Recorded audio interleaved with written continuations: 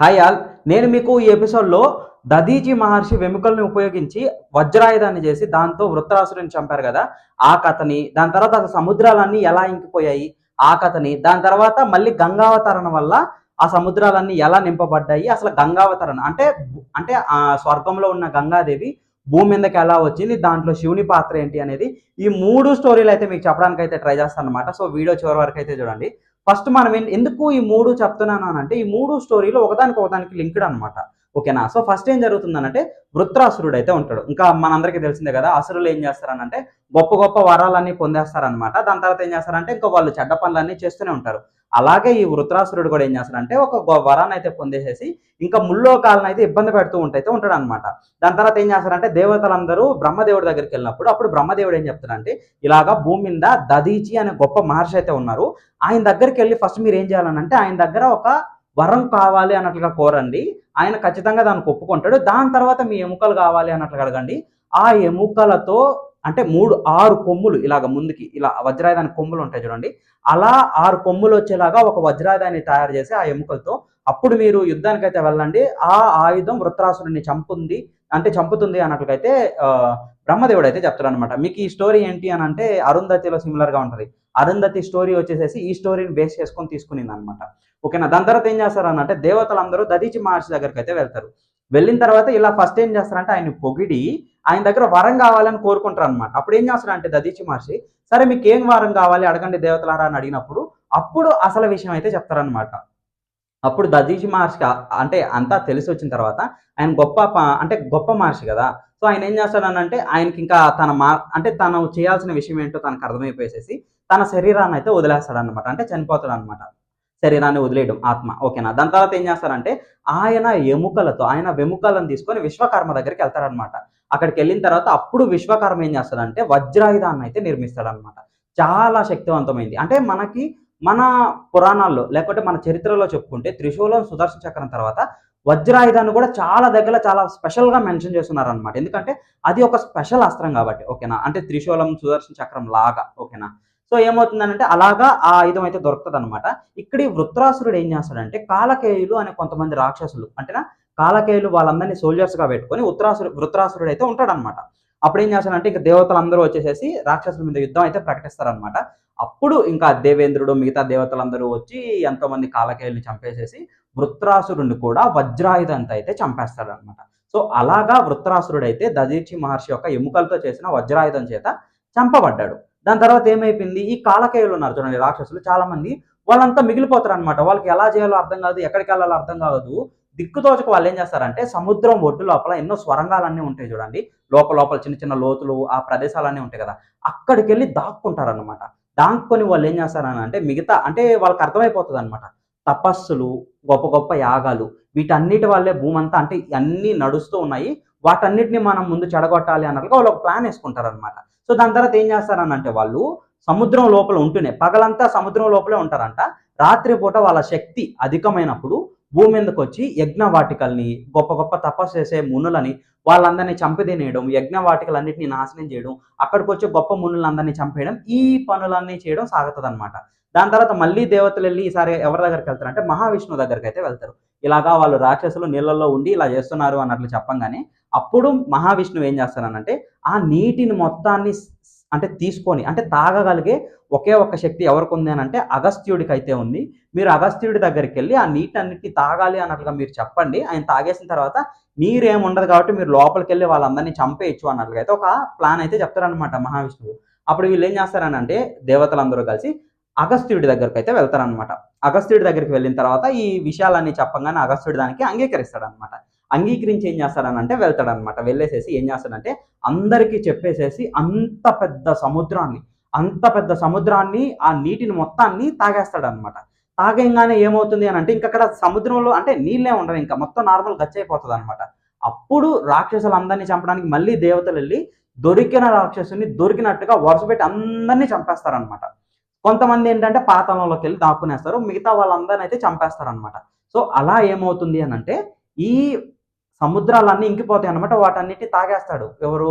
అగస్త్యుడు. దాని తర్వాత వీళ్ళు దేవతలు చెప్తారనమాట. ఆ నీటిని మళ్ళీ వదిలేసేయండి అన్నట్లు అడగంగానే, ఆయన ఏం చెప్తాడంటే నాకు అదంతా జీర్ణం అయిపోయింది అన్నట్లయితే చెప్తాడనమాట. అంటే ఆ వాటర్ అంటే అప్పుడు మనం అన్నం తిన్న తర్వాత నీళ్ళు తాగుతాం చూడండి, అంతా జీర్ణం అయిపోయింది అన్నట్లు అంటారు కదా. సో అలా నాకు జీర్ణం అయిపోయింది అన్నట్లుగా ఆ ముని అయితే చెప్తాడనమాట.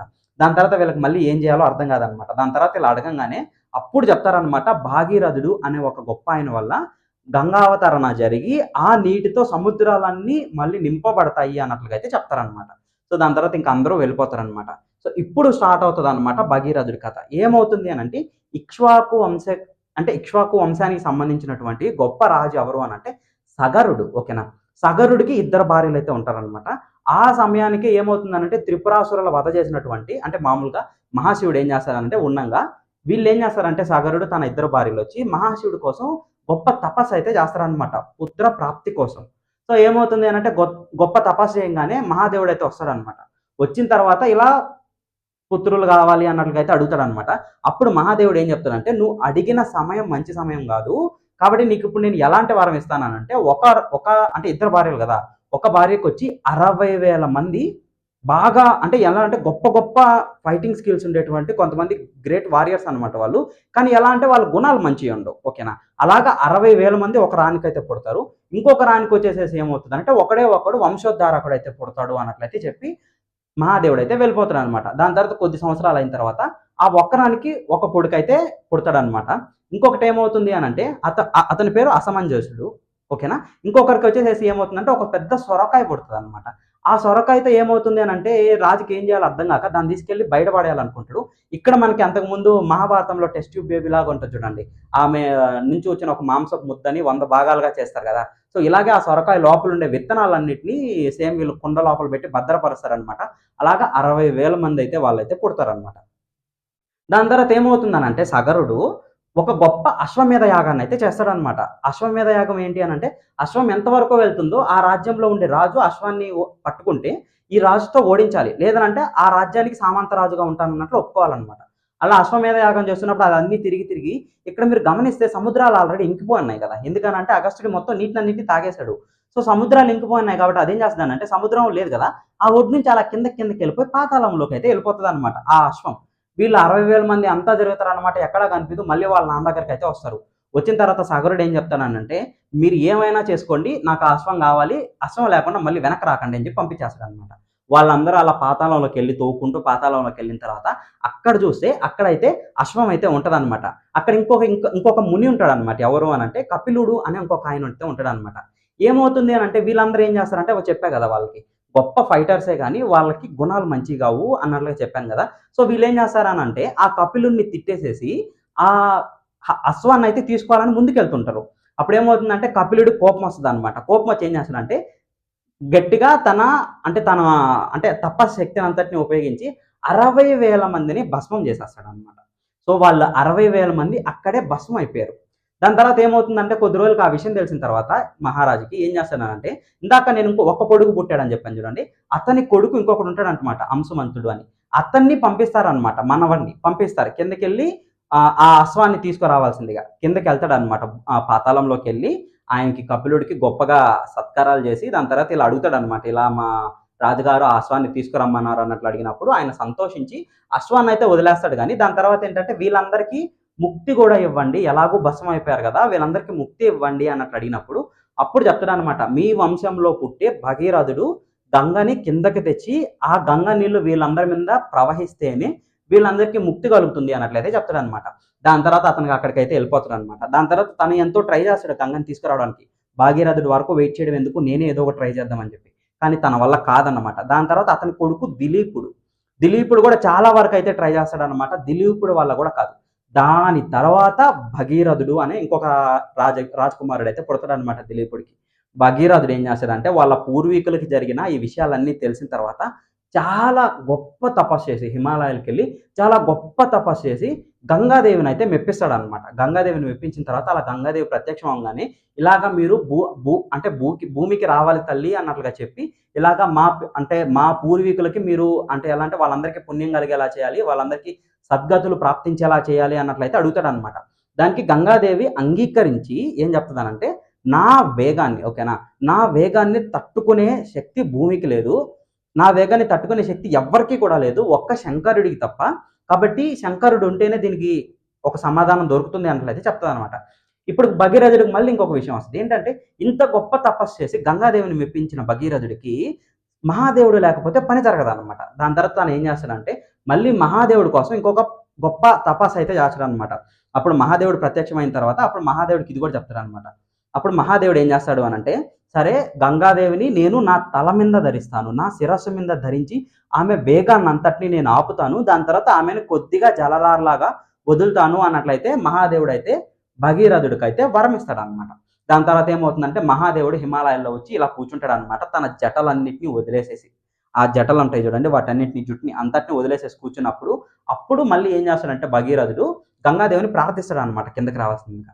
అప్పుడు స్వర్గం నుంచి ఎంత వేగంగా అయితే గంగాదేవి వస్తుంది అనంటే, ముందే చెప్పా కదా గంగాదేవి వచ్చే వేగాన్ని ఎవరో తట్టుకోలేరు ఒక శంకరుడు తప్ప అన్నట్లు ఆమె చెప్పింది కదా.